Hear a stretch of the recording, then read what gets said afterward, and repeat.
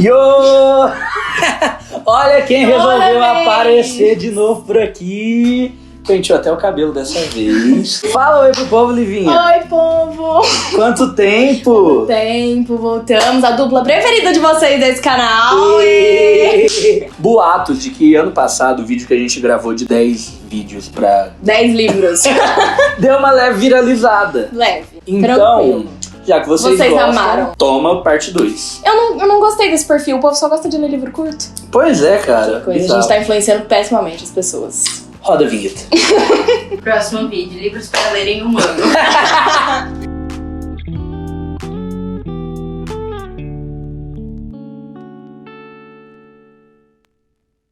Então, como vocês já viram, nós estamos em dezembro. Eu fiz a mesma pergunta no passado. Mas dessa vez Já estamos em dezembro, no começo de dezembro. Então, pra você que não concluiu a sua meta de livros pra ler Que vergonha. nesse ano, graças a Deus eu não tô nessa. Eu não tive meta. Eu não tive meta, minha meta era um Qualquer livro. coisa era lucro. Pra você que não concluiu a sua meta, você ainda tem chance, ó. A gente tá no comecinho de dezembro. Compra o livro na Amazon, chega em 2 dias. 2 dias são 2 livros, de acordo com essa lista, né? Não, chega em 2 dias. Exatamente, são 2 livros a menos. Exato.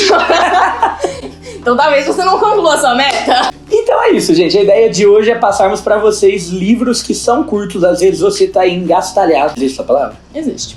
Na sua vida de leitor e não consegue dar uma rompida. Às vezes você lê um livro que você consegue começar e terminar, às vezes dá um up, dá um gás. E eu vou começar a lista de hoje com o favoritinho do canal, desde sempre, o nosso primeiro autor que foi mês temático, C.S. Lewis, gente, é óbvio. E a minha indicação de hoje pra vocês é esse livro aqui, tanto quanto deprê, que se chama Anatomia de um Luto. Eu tô começando por ele, justamente por ele ser o único livro da nossa lista que é não ficção, não é literatura. É um relato bem sofrido e bem, assim, aberto de Lewis sobre quando ele perdeu a sua esposa com apenas, não me recordo ao certo, mas sei lá, coisa de 4. Obrigado, universitários. Mas 4 o quê? 4 anos de casado. Cerca de 4, eu falei, a esposa tinha 4 anos. E aqui Lewis abre o coração, rasga a alma. E esse livro todo, na verdade, é uma junção de diários que ele escrevia pra si mesmo, né? Sem a pretensão de divulgar algum dia. Onde ele se mostra muito vulnerável, por muitas vezes até mesmo questionando Deus. E enfim, é muito legal acompanhar a linha de raciocínio de um homem tão inteligente, tão sábio quanto Lewis, passando por um momento tão delicado quanto esse. Legal, dá pra ler em um dia? Dá pra ler em um dia. Tem só 3 capítulos e como eu tenho toque, eu não consigo parar no meio do capítulo. Dá pra ler, gente. Você tem toque, leia em um dia. O próximo livro da nossa listinha é um dos meus favoritinhos, inclusive já tem resenha aqui no canal. Clica aqui no card.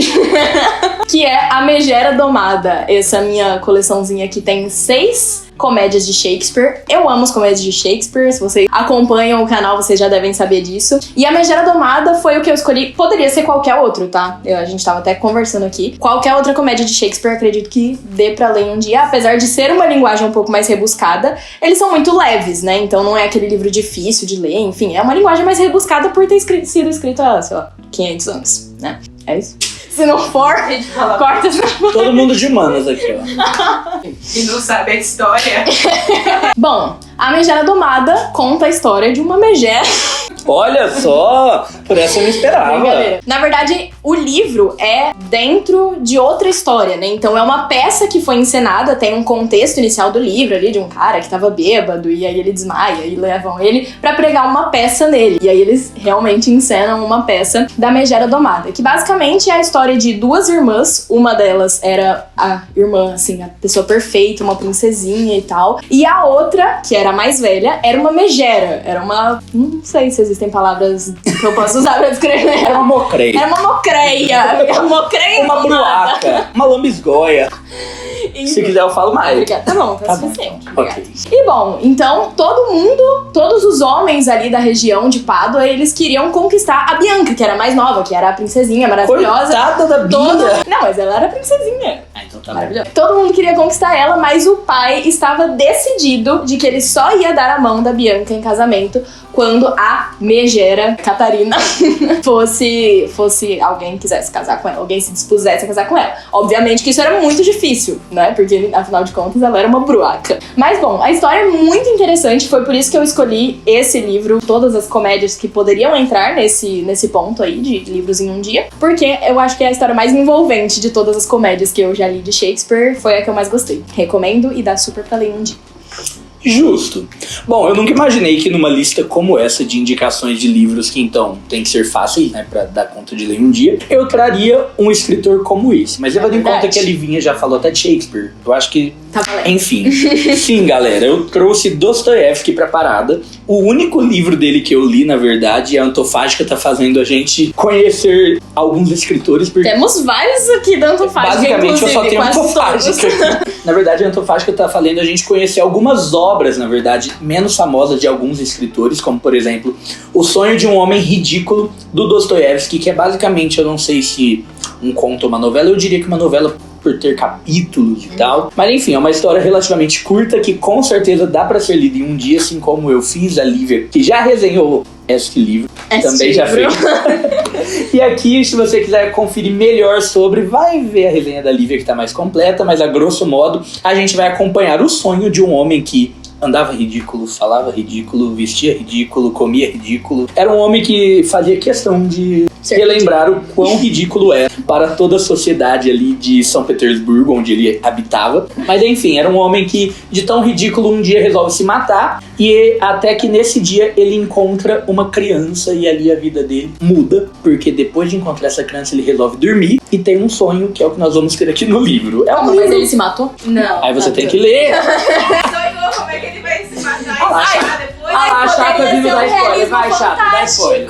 Inclusive, na outra lista, vejam o nosso primeiro vídeo, tá? É verdade. Excelente também. Ótimas indicações. Ótimas indicações. E na outra lista, eu falei de A Morte e Amor de Quincas Berro d'Água, que acontece exatamente isso. O cara morre e depois ele começa... Leiam Dostoiévski. Vocês vão amar. O próximo livro da nossa listinha também é um que poderia entrar vários outros aqui no lugar. É verdade. Que é Sherlock Holmes, Um Estudo em Vermelho, que, assim, cronologicamente, pelas histórias de Sherlock Holmes, é o primeiro. E foi o primeiro que eu li, inclusive. Mostra como ele conhece o Watson, não mostra? Exatamente. Doutor. Então, cronologicamente é o primeiro, então é legal que você leia primeiro. Não necessariamente porque eles, né, não são... Pra você entender as outras histórias, você não precisa ter lido esse aqui. Mas é legal porque dá um panorama de como o Sherlock conheceu o Watson, enfim, como eles passaram a morar juntos e formaram essa parceria. Inicia tudo aí. Então o livro começa contando mais ou menos aí um pouco dessa parceria e tal. E aí eles pegam o primeiro caso ali que aparece do Sherlock. E é genial, gente. Eu não sei vocês, mas eu gostei muito. Eu conhecia, assim, um background das histórias de Sherlock Holmes por causa de séries e tudo mais, né? Que tá aí no imaginário popular. Exatamente. Mas eu nunca tinha lido absolutamente nada. Esse foi o primeiro contato que eu tive com o Arthur Conan Doyle. E achei muito interessante, é muito genial. E você vai acompanhando. É o tipo de mistério, eu acho, que, tipo assim, você não consegue, literalmente não consegue prever nem um pouco exatamente. Aquilo que vai acontecer. Por mais que ele vá, né, falando sobre as pistas que estão acontecendo ali e tudo mais, é o tipo de história que você realmente é surpreendido, porque você não consegue prever, você não consegue adivinhar, e o tempo todo você fica criando teorias ali do que pode ter acontecido. Então, enfim, é uma história muito legal. Poderia ser qualquer outro do Sherlock aqui também no lugar, justamente por causa disso, né? Uma história que vai te puxando, que vai te prendendo, então você quer, de alguma forma, concluir ela. Além disso, ele é bem curtinho e a leitura é muito simples, então com certeza dá pra ler em um dia. Eu acho que o que mais pega nas histórias de Sherlock Holmes é realmente o enredo, né? Essa mistério. Questão de mistério. Exato. Não é nem tanto a pequenez, assim, do texto. Porque ele é um romance. Não é uma novela, como os outros livros que a gente comentou aqui. É um livro médio, assim. Ele é considerado um romance, né? O Sherlock Holmes, ele tem o Arthur Conan Doyle tem 4 romances do Sherlock Holmes e tem alguns livros de contos. E aí esse sim você lê, tipo, em 15 minutinhos também. Mas são contos, né? Exatamente. Nem conta como um livro em si.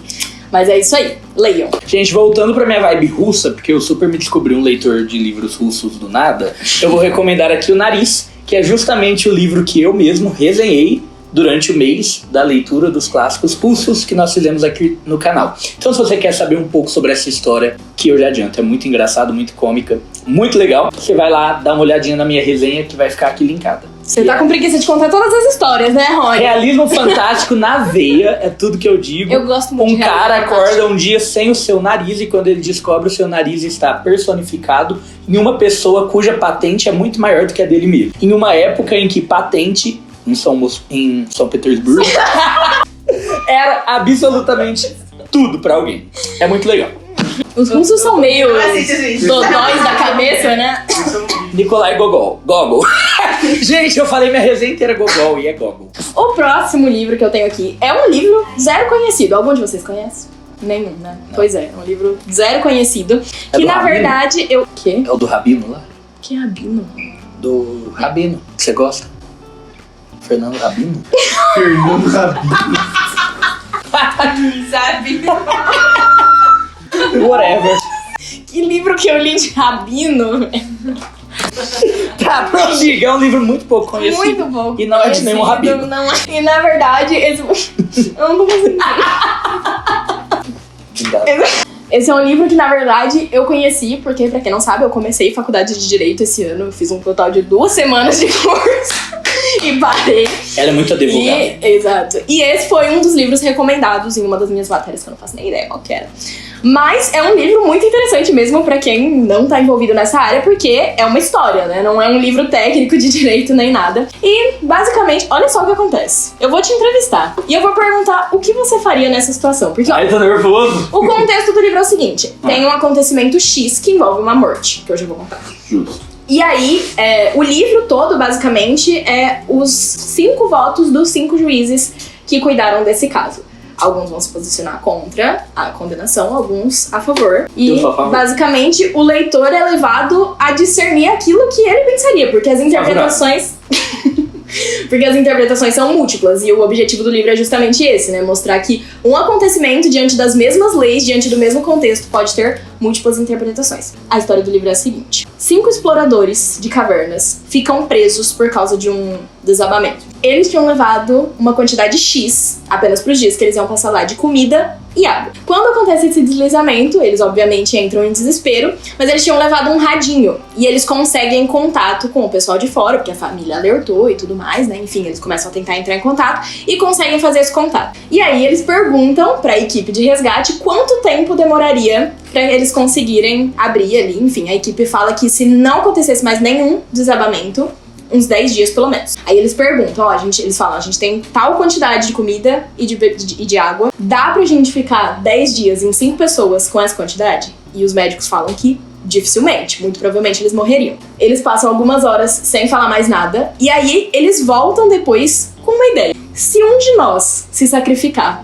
e os outros comerem aquele que se sacrificou, a gente conseguiria esperar 10 dias? Os médicos, com muita relutância, obviamente, porque eles estariam incentivando o canibalismo, dizem que provavelmente sim, eles conseguiriam sobreviver. Esse cara que deu a ideia sugere que eles façam, então, um sorteio pra decidir quem que ia ser sacrificado e comido. Esse cara que sugere que eles façam esse sacrifício, sugere que eles façam também um sorteio pra decidir quem que vai se sacrificar para que os outros possam sobreviver. Na hora de fazer o sorteio, ele muda de ideia e sugere que eles esperem mais uma semana. Os outros 4 acusam ele de má fé e falam, não, a gente vai fazer o sorteio mesmo assim, e um deles joga os dados no lugar do que tinha desistido do sorteio.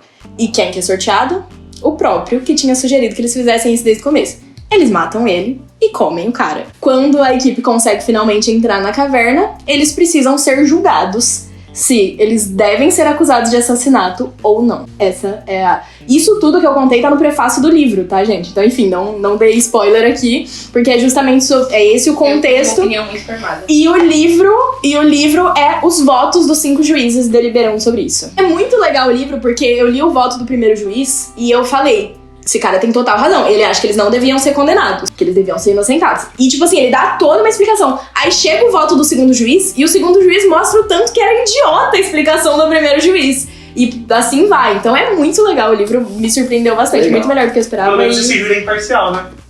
Mas nenhum concorda. Eles não concordam entre si, tipo, nenhum. Mas muito interessante. Dá super pra ler em um dia. Leiam. É isso aí, gente. Tá top. Eu só tenho dúvida se vai dar pra assistir essa resenha em um dia. Mas os livros não. Vocês leiam.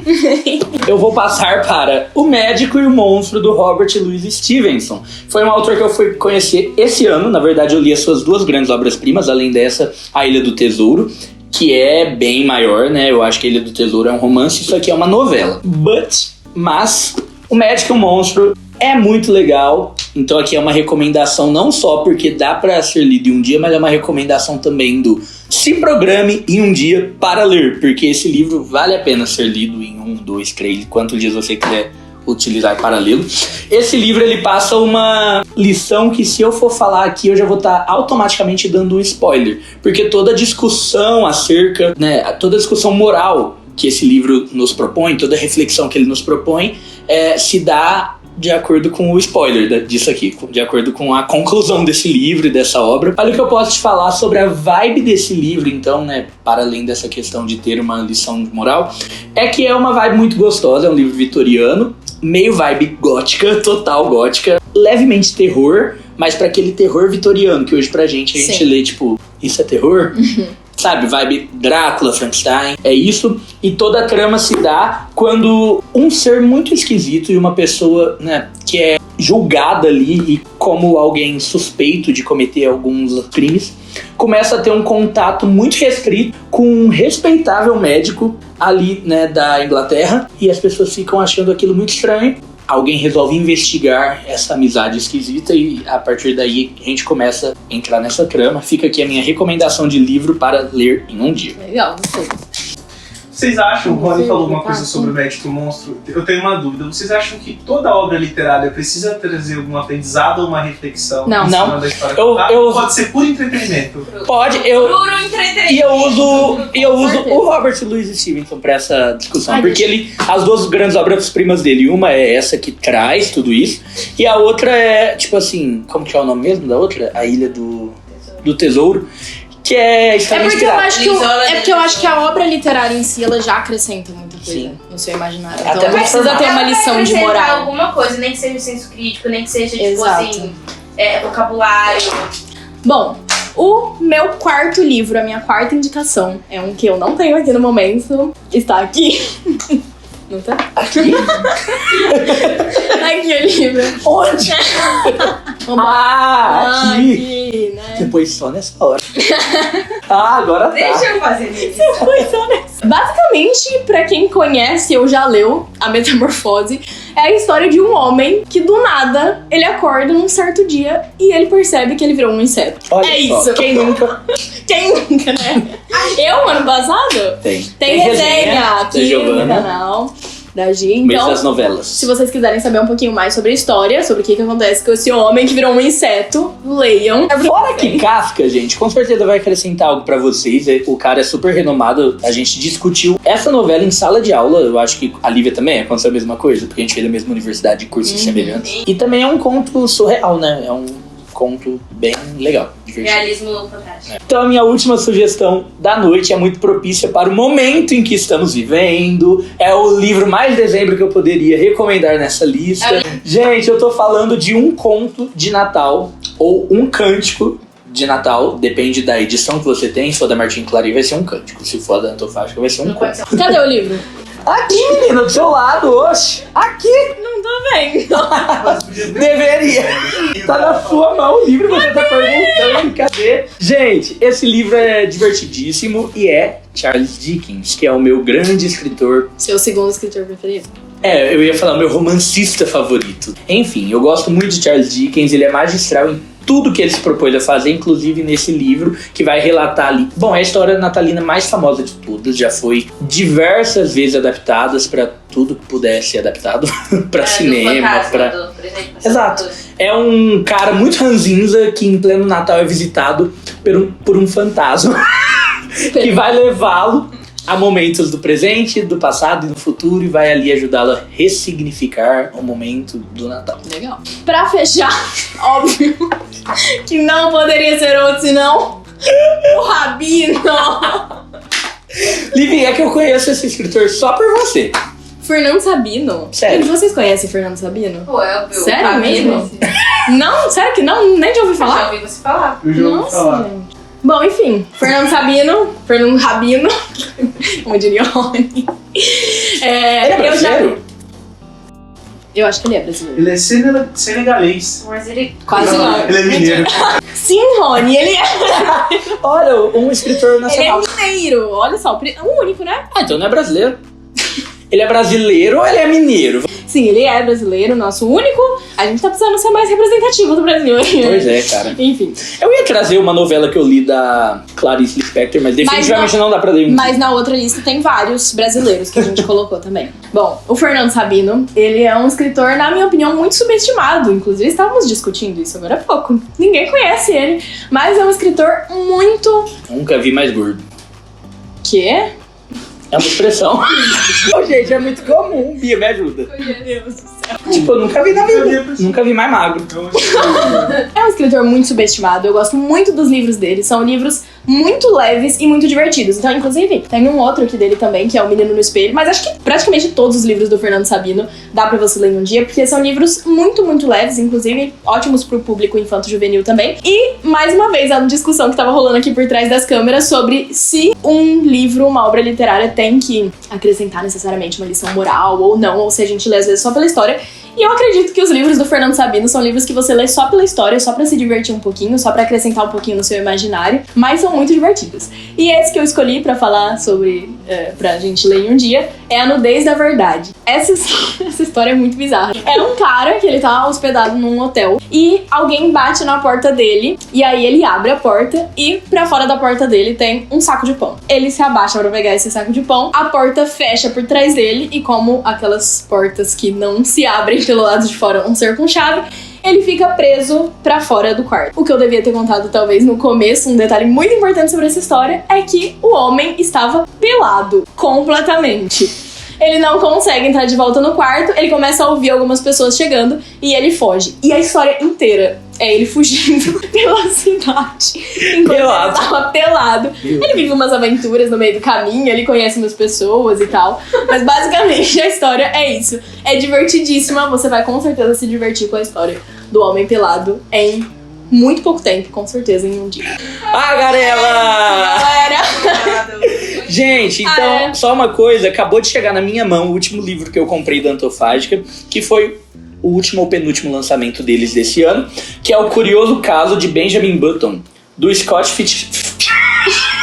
Fitzgerald. Exatamente, mesmo escritor do Grande Gatsby. Então fica aqui também uma recomendação de um livro que nós ainda não lemos. Não recebemos, porque acabou de chegar. Exatamente, mas nós temos certeza que em um diazinho você mata essa leitura aqui. Até porque o Grande Gatsby, eu inclusive pensei em colocar ele nessa lista, porque apesar dele ser um pouquinho maior, na verdade ele é bem maior, ele é um livro muito leve, então é muito, né, fácil de ler, muito rápido, apesar dele não ser um livro que super prende e tal, pela história. Ele é um livro muito leve e também acho que daria pra ler em um dia, né, ele, apesar de ser um pouquinho maior, mas aí, então...